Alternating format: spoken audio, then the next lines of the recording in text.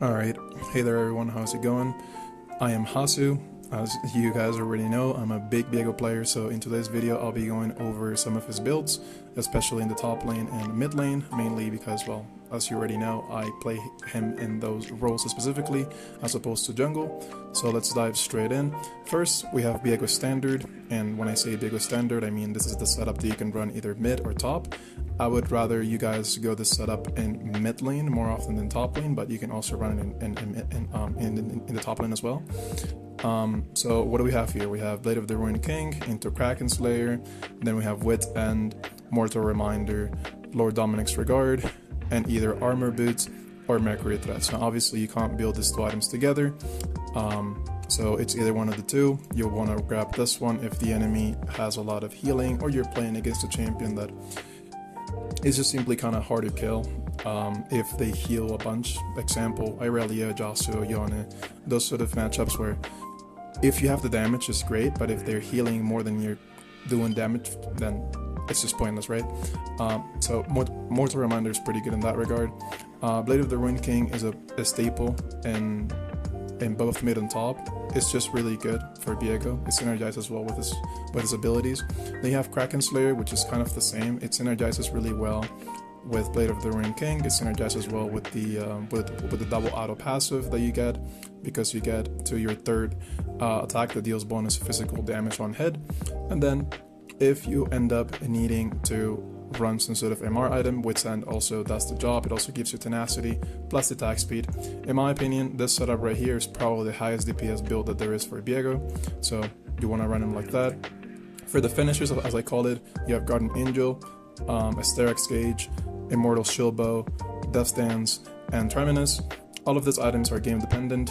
For instance, if you are into champions that you believe are going to take a little bit more DPSing in order to kill, then you want to go Terminus.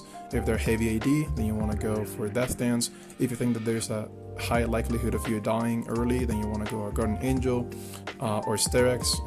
In that case, if you haven't decided to go into Shield Bow, which is another great item that synergizes well if you're going crit, which is actually just a nice setup that we're going to go over right here. So we have Crit Viego. For Crit Viego, you want to go Kraken Slayer first, Immortal Shield Bow second.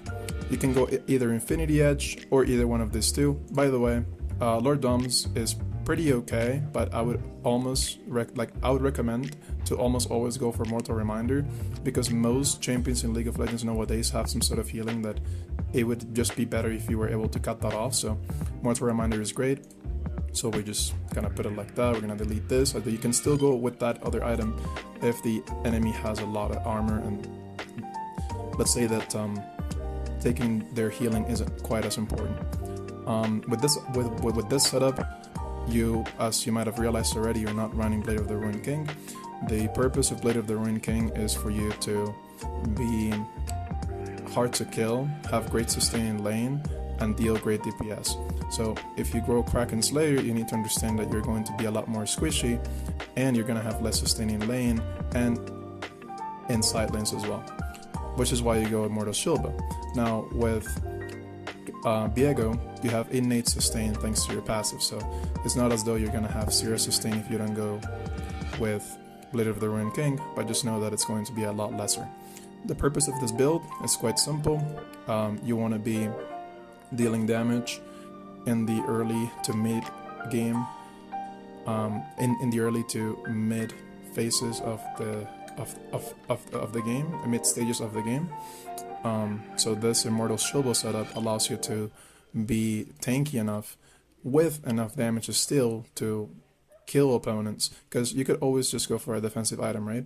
But Immortal Shield Bow is great because it deals damage and also allows you to survive by granting you that shield after you get to 30% HP or below. For the third item, Infinity Edge, pretty self-explanatory. It just makes you do more damage with your crits. And then for the finishers, we got Edge of Night and also Guardian Angel. Guardian Angel is great. Now, I think this is something that has happened to me a lot, and is that you need to remind yourself that when you convert yourself into another champion, you get the champion's items, meaning that you're no longer going to have Guardian Angel. So it's important that you understand that, so you're not confused when you die and you realize, oh shit, I didn't get to use my Guardian Angel. You need to keep that at the back of your mind at all times so that you can actually make use of it. And then for Edge of Night, certain matchups require you to be in stealth, and the moment you reveal yourself, then I get completely one-shot or just destroyed by a taunt from Gali or something like that, right? So I think that Edge of Night gives you the edge in that department. We'll save it. Let's move on to the HOV setup. This is the Viego Blade setup. Viego Blades as a rune, and we're going to talk about the runes as well in a second, but HOV, Viego Blades is great because it allows you to deal a great amount of damage in a very short period of time. So if the other setups are more about sustained damage, this one is about bursting your opponent out in the shortest amount of time possible, which is why we run Collector first. HOV allows you to get W off, double auto, plus another auto, Q auto. That is so much damage, and then when you consider that you have 25% crit, at some point you're going to have 50% crit, the damage is ridiculous. So this is why this is how you want to run it. Now you could just remove Hubris if you wanted to, and you could go for something like a Kraken Slayer here if you would want to have more DPS, because that like this setup right here for the first two items, you have no attack speed, and well, that could be a little frightening. So if you don't want that, you could just go Kraken Slayer and delete Hubris from the equation, which honestly it's fine. The important item here is the Collector. Collector is essential for having this build succeed, and then for the rest of the items, pretty much like in the other rune setup, you want to have some survivability, something that allows you to go in, and knowing that even if you end up getting burst out, you have the option of, well, living for a little bit longer so you may get that reset, or just reviving altogether so you may get that reset later. Now let's move over to the Viego top setups. We're going to talk about this Viego versus Yona setup in a moment, or Viego Yona setup. It's not versus exactly, but for the top lane setup, this is an experimental setup which I haven't really used much, so take everything I say with a grain of salt on here. But for the Titanic Hydra purchase, the reasoning is that you need, when you play top lane as Viego, I like to play a split pusher style, right? And this setup isn't going to be very good at fighting your opponents out. So if you're against a champion that you need to fight 100% and you can't just avoid, then this setup is not as good. Oh wait, what did I do? I just deleted it. 1 second. Titanic. Okay, cool. So this setup is not as good if you cannot avoid the fight, but if you can avoid the fight, this is really good because it allows you to be very pesky in the side lanes, which is why I would like you to go either Trailblazer or Deathman's Blade. It's gonna depend on like how much gold you have, how much you want to spend on that.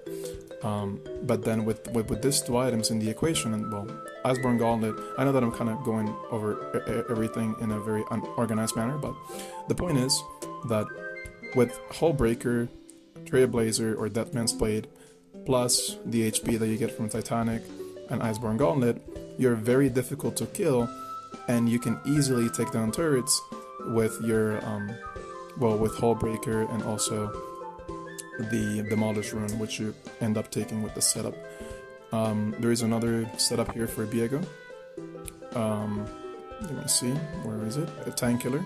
So Tank Killer is a setup I don't usually go on mid lane because mid laners aren't very good tank killers, and oftentimes the items are really expensive. But this is the setup that you go. So you go Blade of the Ruined King. You can go Triforce first. I would like to go Triforce first over something like Black Cleaver, just mainly because it synergizes better with Viego's spells. So I think it allows you to play out the game much better. So your sole purpose is not just hitting the tank, because that's not all you're going to be doing. If so, then you can maybe swap that out, do Black Cleaver first. But as you can see, it's just all about DPS, doing the maximum amount of damage possible to tanky champions by dealing percentage health missing, or percentage health total rather. With this one you decrease their armor, with this one you do think through damage on hit, or no, you're not doing 2 damage on hit anymore. That got changed, but you do just more damage on hit, which is the same with this one. With this one, you apply bonus magic damage, which makes it harder for you for them to itemize against you. Overall, it's just a great setup for sustained damage.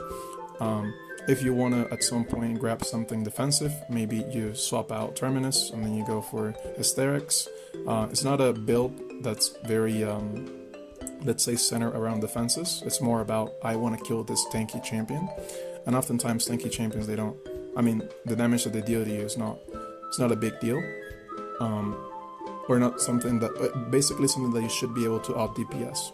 So you need to out DPS the tanky champion, and this is how you end up doing it with this tankular setup.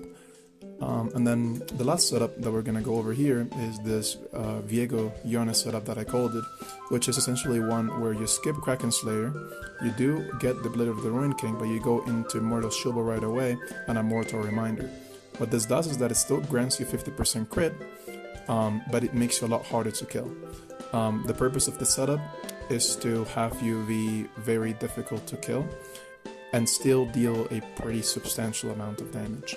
Remember, with Viego, the whole idea, the whole point of the champion is to get a quick reset and dominate fights. So you can do this with Blade of the Rune King, Immortal Shield, you're hard to kill, and the Mortal Reminder, you end up doing more damage, which I once again deleted without wanting to. And yeah, then you go Guardian Angel to be even harder to kill. You can maybe get Death Stance first if it makes more sense out of the matchup. So we have 5 items here. If you want to, you could delete Death Dance and then grab maybe an Infinity Edge. All of that is up to you. We have another finishers here like Randuin's Omen and Force of Nature. The reason we don't see a lot of MR items on this list is because MR champions for the most part tend to be burst champions, and so with Shilbo we should already be covered on that end. We could also get Mercury Threads. So I think that going another AP item or MR item might be overkill, but against champions like Cassiopeia, Teemo, basically champions that have sustained AP damage rather than burst damage, Force of Nature is really good, so we add that in there. But that's it for the builds, I think, so let's just move over to the runes now. We're gonna go over the standard runes real quick. We're gonna delete that, type here that this is Viego. And so this is the standard setup for Viego. This is quite literally the standard setup for Viego. You go Conqueror, Triumph, Alacrity, and Coup de Grace, Sudden Impact, and Eyeball Collection. You can change this ones depending on the matchup. So for instance, if you're against a champion that, or against a comp where you believe you're going to be quite low HP, or you're going to fight within that range of HP where it's like 30 to 60%, then maybe Last Stand is a bit better, because it says max damage gain at 30% health, so you can get Last Stand instead of Coup de Grace. The reason Coup de Grace is so good on Viego is because, well, obviously, opponents that are less than 40% HP, you deal 8% increased damage to them, which is really good for getting resets. So overall, I would say that Coup de Grace is slightly better, but you can go Last Stand, and then for those tanky, pesky champions, you can go Cut Down. Legend Haste, not good. Bloodline, not necessary. Alacrity is just much better. And then here, Presence of Mind's dumb because you don't use mana. And then the other one would be Absorb Life. If you feel like that you're against a matchup that it's kind of hard for you to survive against, you can go Absorb Life. I think it's a fine setup.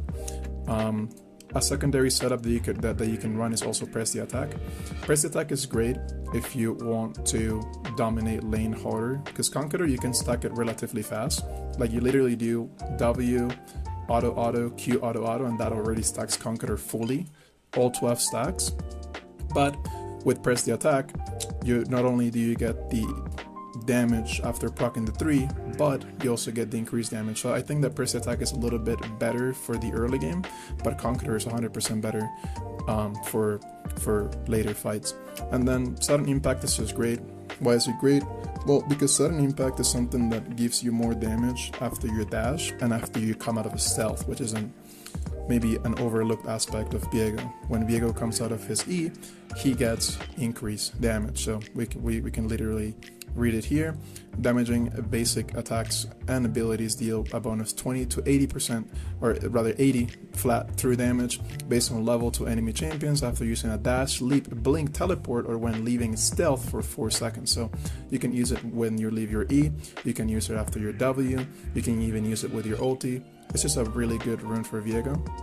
And then Viego Collection just grants you more damage, and I think you probably want to have that. If you don't want to have this by getting kills, you can always get it by taking down wards, but that's a little bit more complicated. I don't think that that's worth it.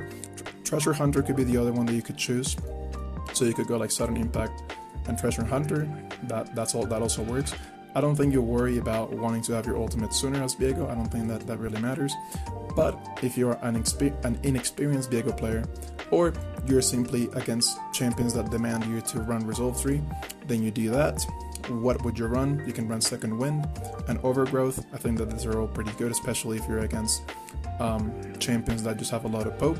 So Absorb Life with Second Wind is a very good combination if you're against something like, I don't know, Aurora mid lane, Syndra mid lane, anything that's just really hard for you to deal against inside of the laning phase.